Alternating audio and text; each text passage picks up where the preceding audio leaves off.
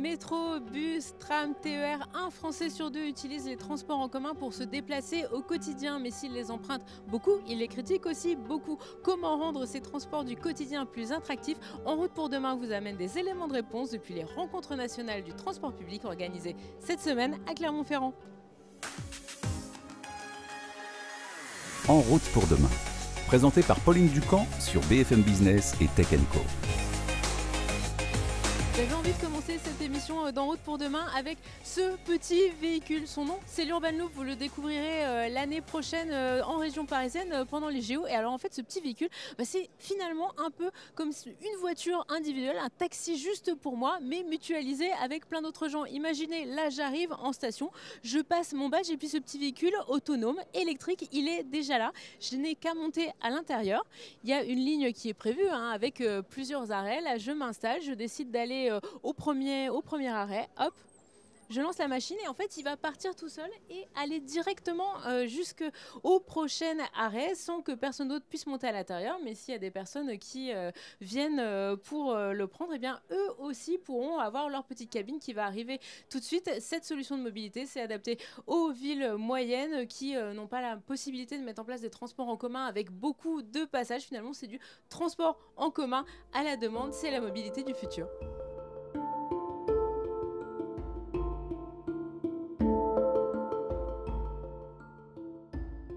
Attirer de nouveaux clients pour assurer le succès de la décarbonation, c'est l'un des enjeux du transport public dans les prochaines années. C'est pour ça que nous accueillons Louis Nègre. Bonjour. Bonjour madame. Vous êtes le président du GART, donc le groupement des autorités responsables de transport. Donc c'est-à-dire que c'est vous en fait les différentes collectivités Voilà. qui êtes Les élus de autorités. France qui s'occupent du transport. Ça fait combien de régions, de collectivités au total qui vous regroupent? Ça fait des centaines. Moi, j'ai un chiffre qui m'a beaucoup surpris, au-delà de la centaine de collectivités qui sont dans votre groupement. C'est plus de 40% de gens qui disent « Moi, je ne prends pas les transports en commun parce qu'au quotidien, par rapport à la voiture, ça rallonge mon temps de transport, donc je ne les prends pas. » Comment vous faites pour adresser ce sujet-là, pour que ces gens-là, ils abandonnent leur voiture et qu'ils viennent dans les bus, les trams, les cars Et c'est ce qu'on propose au niveau national et notamment au gouvernement, un choc d'offres. En fait, pour répondre à cette question que l'on comprend, qui est pertinente, eh bien, il faut offrir davantage de moyens de transport. Pour qu'on vienne de le voir ici à Clermont-Ferrand, le maire nous a annoncé que désormais, lorsqu'il aura mis en place son système de transport, tout le monde sera à 300 mètres au maximum d'une ligne de transport. Auquel cas, 300 mètres, vous pouvez le faire à pied en général et vous pouvez à ce moment-là prendre ce transport public qui vous amène en centre-ville, dans lequel vous n'avez plus de soucis de parking, de payer le parking, parce que quand vous faites l'addition, vous apercevez que le transport public ne coûte pas cher du tout. Mais alors justement, ce choc d'offres, comment le faire arriver rapidement? Parce qu'on a l'impression que mettre en place des transports en commun, ça prend quand même un certain temps et un temps un peu incompressible. Alors, il faut effectivement du temps. On ne peut pas dire en claquant des doigts demain matin, vous aurez du transport. Le transport en commun se monte progressivement en gamme, j'allais dire. Et donc, vous avez des bus, vous avez des trolleys, vous avez des trams, voire du ferroviaire. Quand il y a, par exemple, en région parisienne, seul le ferroviaire peut être efficace. Mais inversement, quand vous êtes dans la campagne, c'est ce qu'on appelle le transport à la demande, TAD, voire des systèmes comme on le voit ici dans ces rencontres nationales du transport public. Vous avez d'autres systèmes encore plus souples qui permettent d'aller chercher, voire du covoiturage maintenant, qui vous permet de prendre une voiture et de payer encore moins cher que dans du transport public. Mais alors du coup, tout ça, ça demande quand même, parce qu'il y a cette question de ça me prend plus de temps, mais il y a aussi finalement, ça ne correspond pas à mes horaires. Comment vous musclez ces lignes de transport en commun? Parce que derrière, ça veut dire des chauffeurs, ça veut dire du coup des gens à former, ça veut dire aussi des coûts. Comment on va arriver justement à faire que finalement, il y ait ce transport à la demande, mais qui soit disponible tout le temps? Eh bien, à ce moment-là, vous avez un programme d'installation de lignes différentes qui vont mailler votre territoire. Vous faites donc une offre à vos concitoyens. Et puis, bien entendu, vous accompagnez ça avec des matériels, par exemple... Comme le bus dans lequel nous nous trouvons pour réaliser cette interview. Avec des chauffeurs. Et je lance un appel. C'est un appel au rang national. Parce que aujourd'hui, en France, nous manquons de chauffeurs, quelle que soit l'entreprise, quel que soit le secteur. Donc, je lance un appel pour justement que l'on puisse former et avoir davantage de chauffeurs pour justement amener ce service que les gens attendent. Vous me parlez de coût du transport en commun encore moins cher que le transport en commun. On parle beaucoup de la gratuité. On parle beaucoup de passes nationaux à 49 € et puis on pourrait se déplacer partout. Comment demain, moi, consommatrice, je vais payer mon transport en commun? Est-ce que c'est vraiment un transport qui va être gratuit ou est-ce que justement, il va falloir que je paye plus cher face à tous ces investissements que vous décrivez? Il faut être honnête avec les Français. Rien n'est gratuit. Rien. En fait, tout dépend de qui va payer. Si ce n'est pas le passager, c'est le contribuable. Donc, lorsque une collectivité choisit de faire de la gratuité, elle peut le faire, c'est son pouvoir, mais à ce moment-là, l'argent qui rentrait grâce au ticket, au billet, ne va pas rentrer. Donc, vous assurez quand même le bon fonctionnement de votre bus, il faut payer le chauffeur quand même, etc., etc. Donc, vous aurez quand même des dépenses. Ces dépenses ne seront plus payées à ce moment-là par l'usager, mais seront payées par le budget général qui, à ce moment-là, disposera de moins d'argent pour faire autre chose à côté. C'est des choix politiques. Et ces choix politiques, aujourd'hui, dans vos adhérents, ils prennent plutôt quel côté? Le côté du tout gratuit ou le côté de augmentons peut-être le prix du billet? En général, ce n'est pas le tout gratuit. Pourquoi? Pour la raison simple, telle que je viens de vous les expliquer, c'est que cet argent, dans les métropoles par exemple, c'est en dizaines de millions d'euros de recettes. Si cette recette ne rentre pas, vous ne pourrez pas mettre, par exemple, le bus électrique qui coûte 2 fois plus cher que le diesel, mais qui ne pollue pas, qui ne fait pas de bruit. Ou alors, vous ne pourrez pas mettre le bus à hydrogène qui coûte 3 fois plus cher. Ou alors, vous ne pourrez pas faire la piscine, ou vous ne pourrez pas faire le stade, ou je ne sais trop quoi. Donc, la gratuité pour les âgés, c'est simple, c'est clair, mais c'est le contribuable qui va payer à côté. Et vous aurez du mal à investir pour développer et offrir justement ce que les gens attendent. Vous n'aurez pas assez d'argent. Si je vous écoute, j'ai l'impression qu'il faut revoir le modèle économique des transports en commun. Absolument.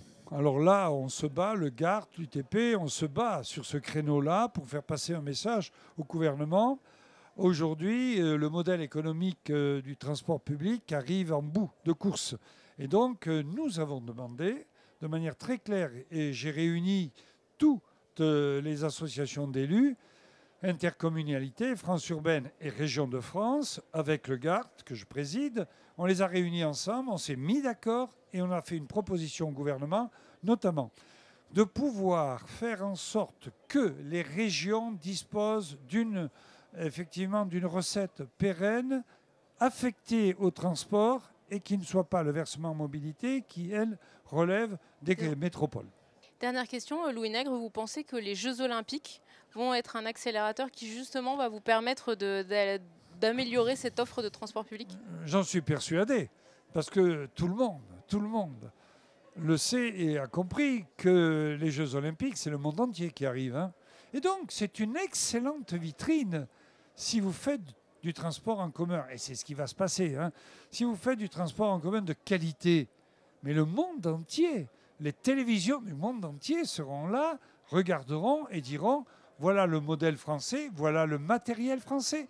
Grâce à ces usines en France qui produisent ce matériel, c'est une excellente idée, j'achète. Voilà ce que nous voulons, à travers les Jeux Olympiques, offrir à tous les gens qui viendront un service de qualité, c'est la première des choses, mais également promouvoir le transport public et la qualité des matériels et des personnels en France. Merci beaucoup, Louis Nègre, d'avoir été avec nous aujourd'hui. Merci. 1,2 million de passagers empruntent chaque jour le TER pour se rendre au travail, pour se déplacer. Et ce TER, il est en train d'évoluer pour devenir notamment plus vert. Bonjour Corinne Talotte. Bonjour. Vous êtes directrice innovation TER chez SNCF Voyageurs. Alors, tout à fait. Les TER aujourd'hui, un quart sont encore diesel. Comment vous faites en sorte justement que demain, ils soient plus verts, ils émettent moins de CO2 ?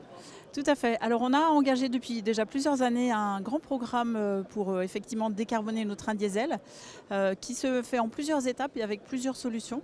La première, c'est déjà le biocarburant, le B100, qui est déjà en service sur la ligne Paris-Granville. Nous avons 15 rames équipées et ça c'est déjà en service. Et puis nous avons 3 technologies qui sont en cours de déploiement avec de premiers démonstrateurs de TER hybrides qui vont rouler dès la fin de cette année. Et suivront derrière des trains à batterie et des trains à hydrogène. Alors ces TER, ce ne sont pas des nouveaux TER, en fait, ce sont des TER que vous prenez sur les lignes et que vous modifiez. Alors ça dépend des technologies. Effectivement, pour ce qui est du B100, de l'hybride ou des batteries, ça va être de la rénovation, plutôt de la rénovation de trains. Pour ce qui est du train hydrogène, on part sur des bases de trains existants, mais on les reconçoit pour pouvoir intégrer de l'hydrogène, qui est une technologie qui nécessite un peu plus de travail sur l'implantation dans un train. Alors il y a un autre pan d'innovation que vous êtes en train de mettre en place sur TER, c'est finalement d'amener autre chose que des TER, des sortes de cousins des TER qui vont notamment pouvoir aller sur les petites lignes ou les lignes qui sont aujourd'hui désaffectées. Alors effectivement, on a développé toute une gamme de solutions, alors avec la direction innovation groupe, comme c'est le cas d'ailleurs pour les trains décarbonés. On s'appuie sur le groupe, on s'appuie aussi beaucoup sur des partenaires, on s'appuie aussi sur les régions pour développer tous ces démonstrateurs. L'objectif, c'est que les petites lignes, finalement, on a beaucoup de diversité dans les petites lignes. Quand on parle des petites lignes, on a des lignes qui sont encore assez circulées par d'autres types de trains. Donc là, on va plutôt développer un train très léger, un train léger, donc le train léger innovant qui s'appelle Teli. On a aussi 2 autres innovations, le train Drezy et le mobile Flexi, qui est un mobile rail-route. Et chacun va avoir... Flexi, justement, c'est extrêmement intéressant parce que, vous le disiez, c'est un train qui va aller sur les voies, mais qui peut aussi en sortir pour aller en centre-ville, pour peut-être laisser passer un autre train. Vous pouvez nous expliquer un peu comment ça marche ? Alors Flexi, c'est un mobile de 14 places qui est destiné à réhabiliter des lignes qui sont aujourd'hui fermées, sur lequel, bien sûr, il y a un potentiel de mobilité qui ne justifie pas de remettre du ferroviaire. Et effectivement, son originalité, et c'est développé alors à la fois avec Mila Group et puis Michelin, d'avoir en fait une roue double fonction qui est rail et route. Et donc l'objectif, c'est que ce mobile puisse sortir des rails pour aller rejoindre un centre commercial, un centre-ville par exemple, mais aussi déjà pour l'exploitation, puisque ces lignes-là sont des lignes à voie unique. On sait que c'est très cher de pouvoir refaire des points de croisement qui permettent d'augmenter la capacité de la ligne, alors que là, sortir du ferroviaire avec une petite plateforme routière, c'est assez facile. Donc le mobile va sortir, va laisser passer l'autre mobile et va retourner sur la voie. Donc dans une exploitation très, très fluide. Comment, avec ces innovations, seulement être sûr que vous allez bien répondre à la demande des clients, c'est-à-dire que les gens vont venir, parce qu'on le sait, des fois on en voit des TER qui circulent à vide ou des gens qui disent moi je ne prends pas le train parce que ça ne correspond pas à mes horaires. Comment justement avec cette nouvelle forme de train, vous allez adresser ce besoin des gens d'avoir quelque chose qui est disponible immédiatement tout de suite ?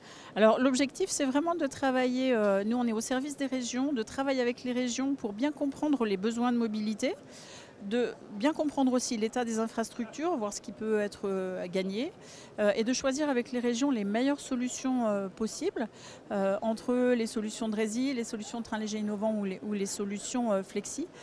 En tout cas, notre objectif, c'est d'augmenter la mobilité sur ces territoires. Alors, on travaille aussi beaucoup sur l'innovation en termes de confort. On va apporter beaucoup de modularité dans ces aménagements pour que les régions puissent choisir le type d'aménagement. On va bien sûr prendre un soin très particulier à l'accueil des vélos, puisque c'est un gros sujet aussi sur ces lignes-là. Alors dernière question, Corinne Tallotte, parce que on en parle beaucoup ici, c'est le financement. Combien ça coûte ces innovations ? Ça coûte aussi cher qu'un TER à plusieurs centaines de millions d'euros ? Alors non, c'est déjà moins que quelques centaines de millions d'euros. Non, c'est bien sûr l'objectif, c'est que pour les autorités organisatrices, ce soit des solutions qui soient plus ajustées, moins chères. Que si on mettait du ferroviaire, mais surtout c'est l'équation entre le besoin de mobilité et le coût bien sûr du développement. Donc non, on s'est donné des objectifs très ambitieux de réduction des coûts, de l'ordre de 30 à 50%. Et donc on y travaille avec les industriels qui nous accompagnent, parce que ce sont des projets qui sont menés vraiment en partenariat avec des industriels. Merci beaucoup Corinne Tallotte d'avoir été avec nous dans En route pour demain.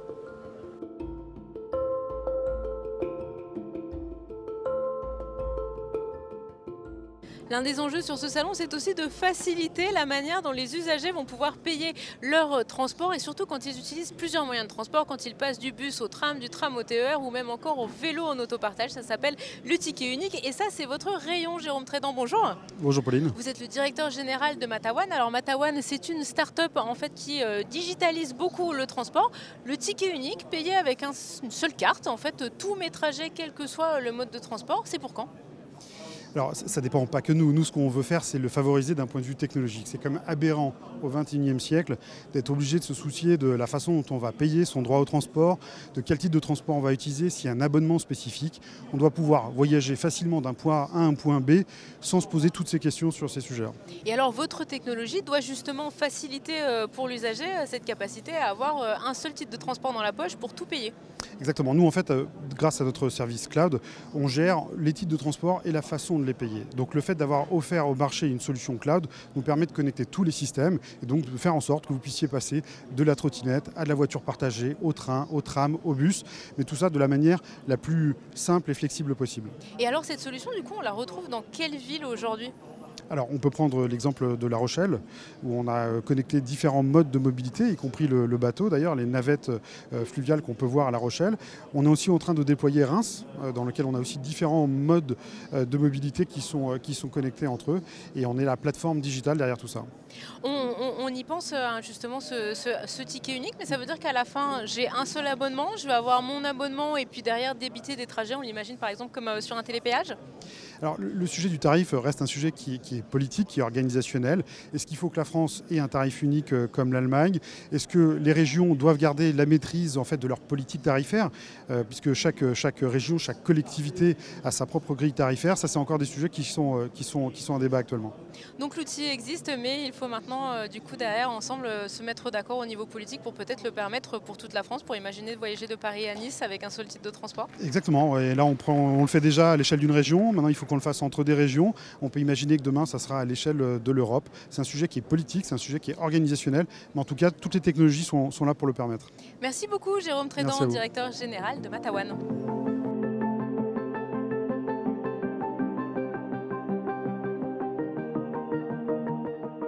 On en parle depuis le début de ce En route pour demain, depuis les rencontres nationales du transport public à Clermont-Ferrand. La technologie peut nous aider au quotidien pour prendre les transports en commun, pour faciliter notre usage. Et c'est pour ça que nous recevons Eric Alix. Bonjour. Bonjour. Vous êtes le directeur de RATP Smart System. Alors RATP Smart System, je le résume, c'est la branche tech de la RATP, c'est ça ? C'est la filiale digitale du groupe RATP. On en parle beaucoup depuis le début de cette émission, le ticket unique. Demain, pouvoir acheter juste avec une appli, un ticket pour faire tout son voyage. On en est où ? Vous travaillez dessus à la RATP ? Oui, on a besoin d'interopérabilité pour pouvoir se déployer dans tout le territoire. Et donc il y a une initiative du gouvernement, donc avec une première étape dans 2 ans, puis une autre peut-être dans 5 ans, pour petit à petit faire des expérimentations et déployer cette interopérabilité pour tout le monde.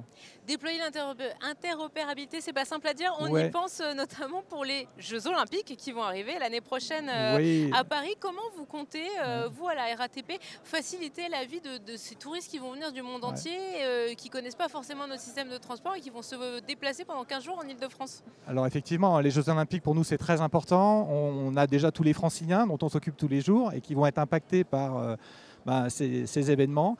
Et on a aussi beaucoup de visiteurs du monde entier en fait, qui vont venir nous voir. Du coup, première chose, il faut pouvoir leur vendre des titres. Donc on a des nouveaux titres qu'on développe et qui doivent être accessibles dans tous nos valideurs, dans tous nos automates. Donc beaucoup de projets billettiques.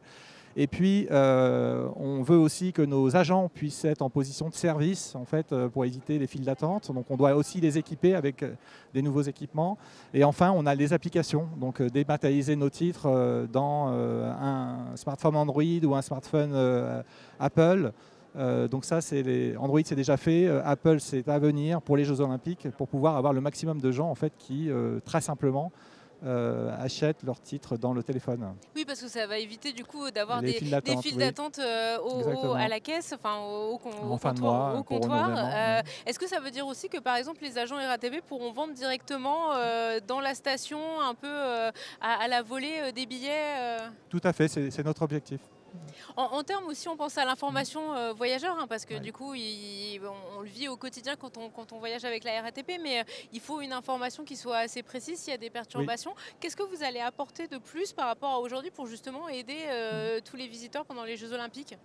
Donc déjà, les plans de transport vont changer, c'est-à-dire qu'en fait, l'autorité organisatrice, IDFM, et l'État travaillent à ces plans de transport avec les opérateurs, RATP, SNCF. Ce sera des Jeux Olympiques 100% transport en commun.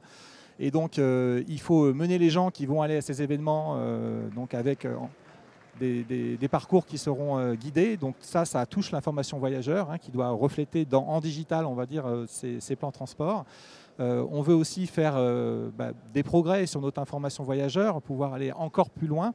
Donc encore plus loin, c'est savoir plus vous suivre le long de votre déplacement, dans vos habitudes de déplacement, et pouvoir vous dire comment vous allez être impacté par des perturbations qui peuvent venir des Jeux Olympiques ou qui peuvent venir demain de tout autre événement qu'on aura dans le réseau. Donc ça veut dire, si je vous écoute bien, qu'au cours de mon trajet, par exemple, vous allez me dire la ligne de métro suivante que vous allez emprunter est perturbée, on vous repropose directement un trajet. Un autre itinéraire, voilà, c'est ça. Ou alors même plus en amont, vous dire, vous avez l'habitude de prendre ce trajet-là, si vous le souhaitez, hein, et du coup, vous avertir de façon un peu proactive des impacts que vous allez avoir sur votre trajet.